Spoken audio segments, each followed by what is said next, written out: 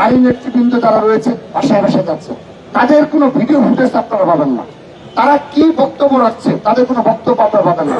যদি তাদের বক্তব্যগুলো আপনারা সংগ্রহ করতে পারেন, আপনি দেখবেন এই শফিকুল ইসলাম, শফিকুর রহমান, তাদের আমির যে দৃষ্টিভঙ্গি পোষণ করেন, যারা কর্মক্ষেত্রের জন্য কর্ম করে নারীরা যারা বেঁচে রয়েছে, তাদের বিষয়ে তাদের বক্তব্য ঠিক একই। এবং জামাত ইসলামের তৃণমূল পর্যায়ে যে নেতৃবৃন্দ যারা রয়েছে, আপনি সেখানে যান, সেখানেও যদি আপনি তাদের বক্তব্য সংগ্রহ করতে সমর্থ হন, তারা তো মিডিয়াতে আসতে চায় না। তৃণমূলের তাদের তো স্ট্রাকচার রয়েছে, নিয়ম রয়েছে। ওই যে গুপ্ত যে ঢাকা বিশ্ববিদ্যালয়ে অপেক্ষা হলো মাত্র হয়তো 10 জন, মানে 11 জন, তারা নাকি শিবির, আর কোনো শিবির নাই ক্যাম্পাসে।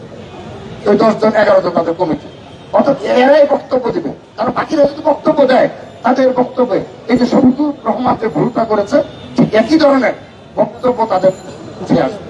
এবং তারা এটা লালন করে, জামাত ইসলাম এই শফিকুর রহমানের এই বক্তব্যকে তারা লালন করে, তারা ভাবে যে নারীদেরকে গৃহবন্দী করে রাখতে হবে, তাদের কোনোভাবেই কর্মক্ষেত্রে যেতে দেওয়া যাবে না।